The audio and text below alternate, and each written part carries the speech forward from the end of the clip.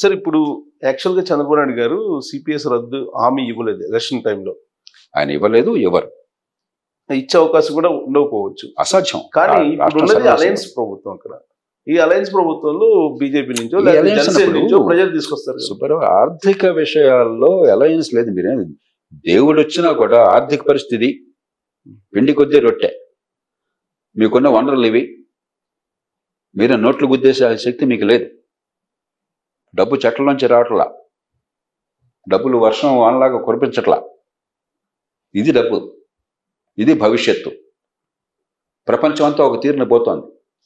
America కంటే మనం గొప్పవాళ్ళం కాదు, బ్రిటన్ కంటే గొప్పవాళ్ళం కాదు, ఫ్రాన్స్ కంటే గొప్పవాళ్ళం కాదు, జర్మనీ కంటే గొప్పవాళ్ళం కాదు, కెనడా కంటే గొప్పవాళ్ళం కాదు. వాళ్ళందరూ ఏం చేస్తున్నారు చూసి నేర్చుకోండి ఒకసారి. పెన్షన్లు ప్రపంచం అంతా ఉన్నాయి. ప్రపంచంలో పెన్షన్లు అందరికీ ఉన్నాయి. ప్రభుత్వోద్యోగులు కాదు, ఈ దేశంలోని ప్రభుత్వోద్యోగులకు మాత్రమే పెన్షన్. మిగతా వాళ్ళు మనుషులు కాదా? భవన నిర్మాణం చేసే మనిషి కాదా? ప్రైవేట్ రంగంలో మీరున్నారు, పత్రికా రంగంలో పనిచేస్తున్నారు, మీరు మనిషి కాదా? అంటే 3% పెన్షన్ల కోసం జాతి భవిష్యత్తు మొత్తం నాశనం చేస్తారా? ప్రపంచం అంతా ఏం చేశారు? పనిచేసే ప్రతి ఒక్కళ్ళకి పెన్షన్ కోసం ఏర్పాట్లు చేశారు. అసలు ఉండాల్సింది వాళ్ళకి అసంఘటిత రంగానికి ఉండాలి. వీళ్ళకి ఎంతకంత ఉద్యోగ భద్రత అక్కడ అందరికీ చేశారు. చేసి దానికి ఈవేళ ఏర్పాట్లు చేశారు. మీ జీతంలోంచి కొంత పెట్టండి, యజమాని మరి కొంత పెడతారు. ఆ డబ్బులోంచి మీకు భవిష్యత్తులో పెన్షన్, ఆ డబ్బు పెరుగుతూ ఉంటుంది, దాని నుంచి పెన్షన్ వస్తుంది. దానిలో మార్పులు చేర్పులు చేసుకుందాం. ఏమండి, మీరు స్టాక్ మార్కెట్లో పెడితే రేపు పొద్దున్న డబ్బు వస్తున్నది అనుమానం లేదు. మీ ఆసక్తిని బట్టి ఎక్కడ పెట్టాలో కొన్ని ప్రొడక్ట్స్ మారుద్దాం, ఆ మార్పులు చేయొచ్చు.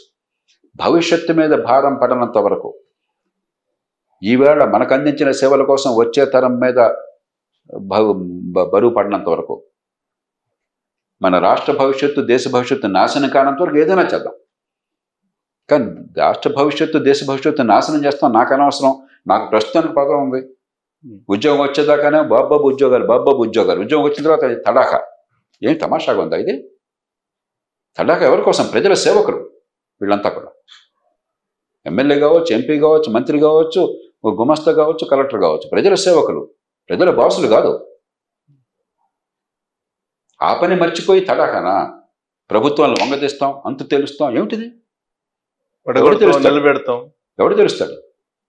అంటే ఈ ప్రజలందరూ కూడా అల్లటప్ అనుకున్నారా? ఈ దేశంలో కోట్లాది మంది గుండెలు లేవా? మనుషులు కాదా? వాళ్ళు పనులు కట్టలేదా? కష్టపడలేదా? కుటుంబాలను పోషించుకోవట్లేదా? కొంతమంది మాత్రం మనుషులా? దిగొచ్చారా మీరంతా ఎక్కడి నుంచానా? అసలు ఏం భాష అది? ఏం ఆలోచన అది? ఎంత వికృతంగా ఉంది ఆలోచించే మనిషికి. మీ పిల్లలకి నచ్చ చెప్పండి. మీరు యువతరంలోనే మీ పిల్లలకు అర్థమయ్యేట్టు చెప్పండి. చీ కొడతారు ఏమాత్రం ఆదర్శభావం వాళ్ళలో ఉన్నా కూడా. కాబట్టి దీన్ని ఆషామాషకి తీసుకోవాలి. అవును, సీరియస్ ఇష్యూ. సరే, సంఘటితంగా ఉన్నట్టు ఈ జాతికి జీవన్మరణ సమస్య. నాలాంటి వాళ్ళం ప్రాణమొడ్డి పోరాడుతాము ఈ విషయంలో. ఇక అంతకంటే ఎక్కువ మాట్లాడలేదు. సో చాలా సందర్భాల్లో వాళ్ళు ఏంటంటే మా వల్లనే ప్రభుత్వాలు వస్తున్నాయి అనే ఒక మైండ్ గేమ్ ఆడుతున్నారు. నాకు అనవసరం అండి. అసలు మీ వల్లే ప్రభుత్వాలు వస్తే అంతకంటే దుర్మార్గమైన ప్రజాస్వామ్యం మరొకట్లేదు. 2029 మీరు కేవలం ఎన్నికలు నిర్వహించడంలో పాత్ర తీసుకుంటారు. రేపు పొద్దున ప్రభుత్వం అది కాదనుకుంటే, మీరు కాకపోతే రోడ్డు మీద నిరుద్యోగులు తీసుకొచ్చి ఎన్నికలు నిర్వహించమని చెప్తాం. నీ వల్ల ప్రభుత్వం నిలబట్ల, నీ వల్ల దేశం నడవట్ల. ఈ ప్రజల వల్ల దేశం నడుస్తోంది, ఈ పన్నుల వల్ల దేశం బతుకుతోంది, ఈ ప్రజల కష్టం వల్ల సంపద ఉత్పత్తి అవుతోంది, దానివల్ల ప్రజల అవసరాలు తీరుతున్నాయి. నీ వల్ల ఏం తీరట్లా. ఎవరు ప్రభుత్వంలో ఉన్న వాళ్ళు అట్లా అనుకున్నా కూడా, ఎన్నికైన నాయకులు కావచ్చు, లేకపోతే ఉద్యోగులు కావచ్చు, మా వల్ల ప్రజలంతా ఉన్నారు అనుకుంటే సమాజం మేల్కోవాలి. అది సరైన రీతిలో. 19లో జగన్ రావడానికి, 24లో చంద్రబాబు రావడానికి కూడా కారణం తామే అనే. అంటే ఈ ప్రజల్ని మనం అవమానిస్తున్నాం. ప్రజాస్వామ్యంలో ప్రజలను చులకన చేస్తున్నాం. ఇంతకంటే ప్రజలకు అవమానం ఇంకోవట్లేదు. ఇది నాకు చాలా ఆగ్రహాన్ని, ఆవేదన కలిగిస్తుంది. కాబట్టి నేను ఎంత గట్టిగా మాట్లాడుతున్నా అందరికీ తెలుసు, తెలుగు ప్రజలకి, దేశ ప్రజలందరికీ తెలుసు. నేను అనవసరంగా నోరు బారేసుకోను, అనవసరంగా ఆగ్రహం తెచ్చుకోను. కానీ ఈ 140 కోట్ల మంది ప్రజలు, ఎప్పుడో దేవరకొండ బాలగంగాధర తిలక్ గారు గేయంలో రాశాడు, ఆనాడు 40 కోట్ల జనాభా ఈ దేశంలో. ఈ దేశం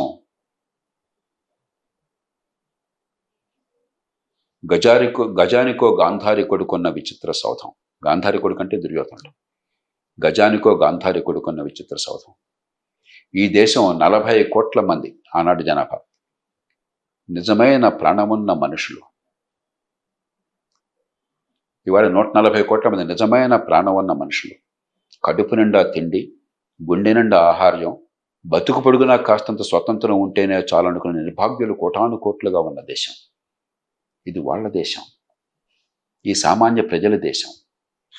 వాళ్ళ పన్నులతో బతుకుతోంది, వాళ్ళ క్షమతో బతుకుతోంది.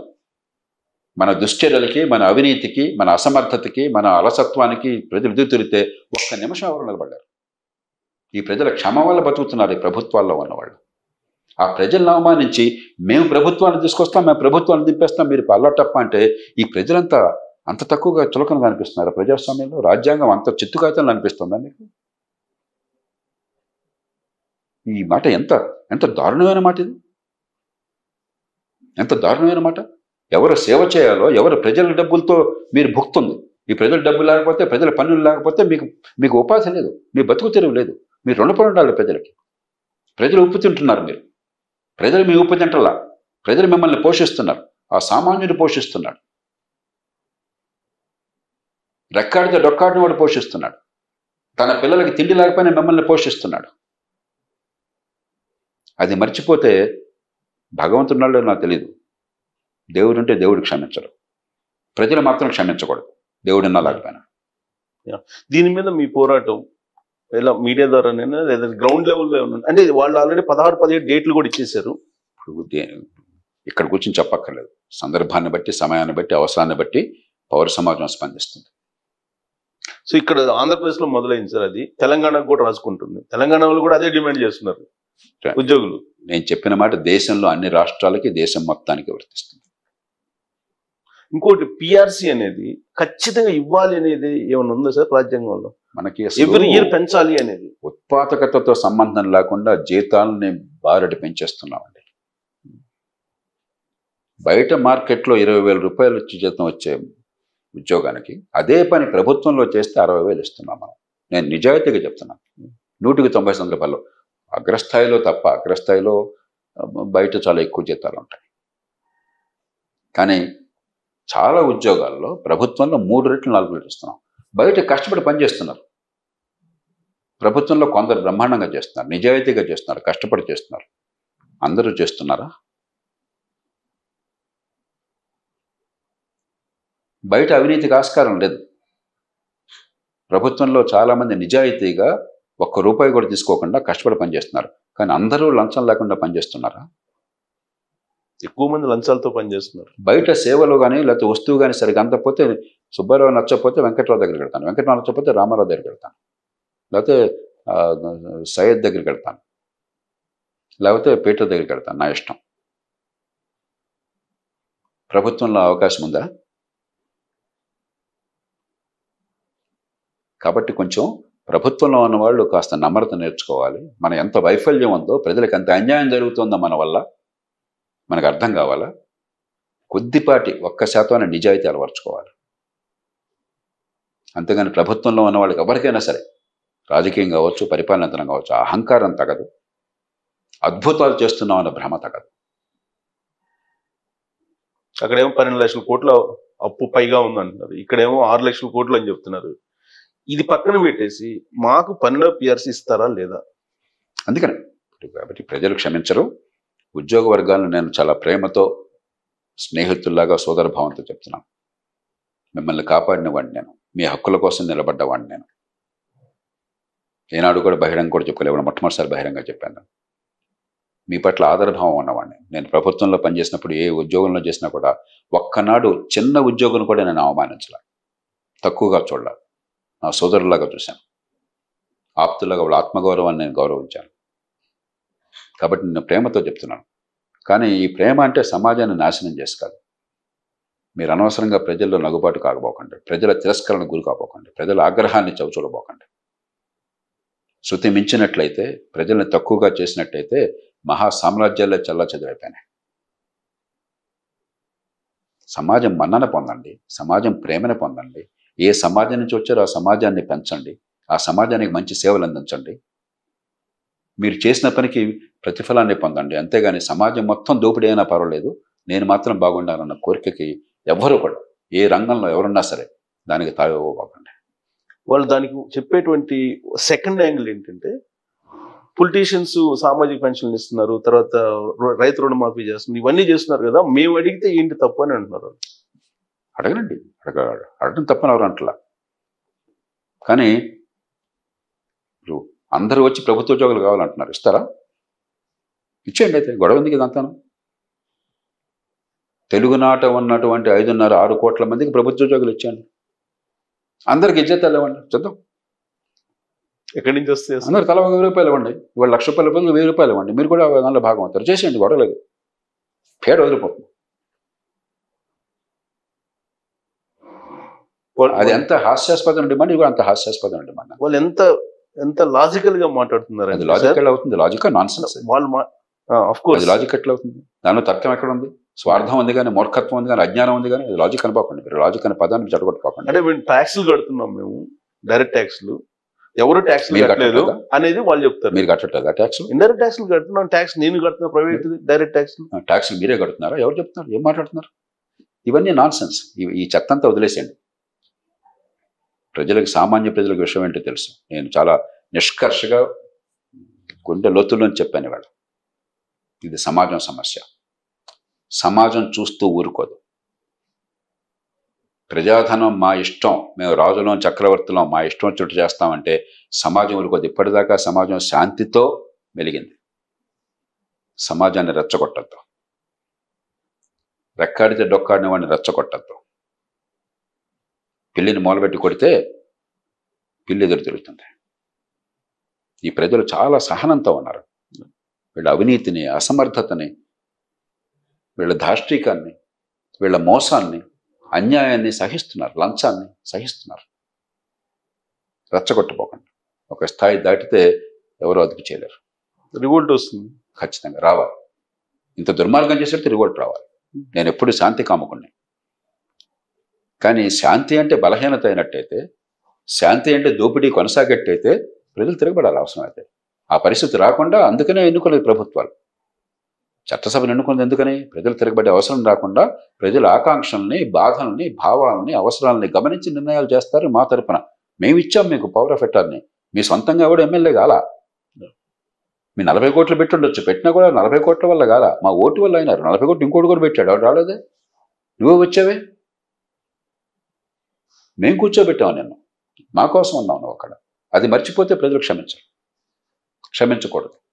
ఉద్యోగుల పార్ట్ అలా ఉంటే ప్రభుత్వానికి సంబంధించి ఇప్పుడు లెజిస్లేషన్ సిస్టమ్, సో వాళ్ళు ఫ్రీబీస్ ఇస్తున్నారు కదా, వాటిని కూడా కట్ చేయాలి. ఇప్పుడు నేను ఎన్నోసార్లు చెప్పాను, సంక్షేమం లేనిదే పేద సమాజంలో ప్రజల్ని కలపడం కానీ, ప్రజాస్వామ్యం నడపడం కానీ సాధ్యం కానీ సంక్షేమమే పరిపాలన అయితే దేశం వల్లకాడైపోతుంది. అందుకని తిరస్కరించారు కదా ప్రభుత్వాన్ని. జగన్ ప్రభుత్వం సంక్షేమం ఇవ్వలేదని ఎవరిని అంటారా? జగన్మోహన్ రెడ్డి గారికి బద్ధశత్రులైనా సరే, మీరు ఏ కులమైన ఏ వర్గమైనా సరే, జగన్ ప్రభుత్వం సంక్షేమాన్ని సమర్థంగా అందించడం ఎవరిని అంటారా? ఎందుకు తిరస్కరించారు ప్రజలు? సంక్షేమమే పరిపాలన, ఇంకేమీ అక్కర్లేదు, అభివృద్ధి అక్కర్లేదు, మౌలిక సదుపాయాలు అక్కర్లేదు, పెట్టుబడులు అక్కర్లేదు, ఆదాయాలు పెరగక్కర్లేదు, సంపద పంచక్కర్లేదు, ఇదే పరిపాలన. అది ఎవడన్నా కోరితే వాడు పెత్తందారు, అలాంటి వాళ్ళు మనకొద్దు, ఇది వర్గ పోరాటం. దాన్ని ప్రజలు తీవ్రంగా తిరస్కరించారు. కాబట్టి సంక్షేమం వద్దని ఎవరు అనరు. సంక్షేమమే పరిపాలన అనేది ప్రమాదకరమైనటువంటిది. ప్రజలు ఆ మాట చెప్పారు. మీరు ఎంత సంక్షేమమైనా చేయండి, అప్పు చేసి పప్పుగోడు కాదు. అప్పు చేసిన తప్పంతా కూడా భవిష్యత్తు కోసం పెట్టండి. మీరు మౌలిక సదుపాయాలు పెంచండి, పెట్టుబడులు పెంచండి, సంపద పెంచండి, ఉపాధి కల్పన చేయండి, ఆదాయాలు పెంచండి. అది ప్రాస్పెరిటీ. 20 ఏళ్ల క్రితం లేనిది ఇవాళ మనకి ఫోన్లు లేవు. పూర్వం 30 ఏళ్ల క్రితం ఉంది. పూర్వం కరెంట్ వచ్చేది కాదు. సంపద అంటే ఇది. ఫోన్లు అందరికీ అందినాయా? కరెంట్ అందరికీ ఉందా? అందరికీ మంచి గుడ్డలు అందుతున్నాయా? అందరికీ మంచి పౌష్టికాహారం లభిస్తుందా? అందరికీ మంచి ఆరోగ్యం లభిస్తుందా? అందరికీ మంచి విద్య లభిస్తుందా?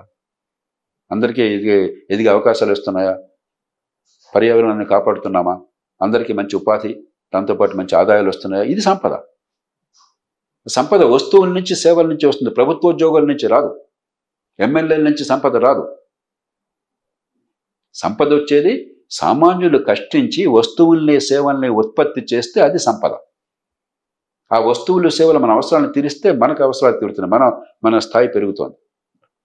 దానివల్ల వాళ్ళు ఉపాధి పొందుతున్నారు, వాళ్ళకి ఆదాయం వస్తుంది, దానివల్ల పేదరికం పోతుంది. అది సైకిల్. అంతేగాని సంపద ప్రభుత్వోద్యోగుల నుంచి రాదు, సంపద ఎమ్మెల్యేల నుంచి ఎంపీల నుంచి రాదు. సంపద ప్రజల నుంచి, ప్రజల కష్టం నుంచి, ప్రజల ఉత్పత్తి నుంచి వస్తుంది.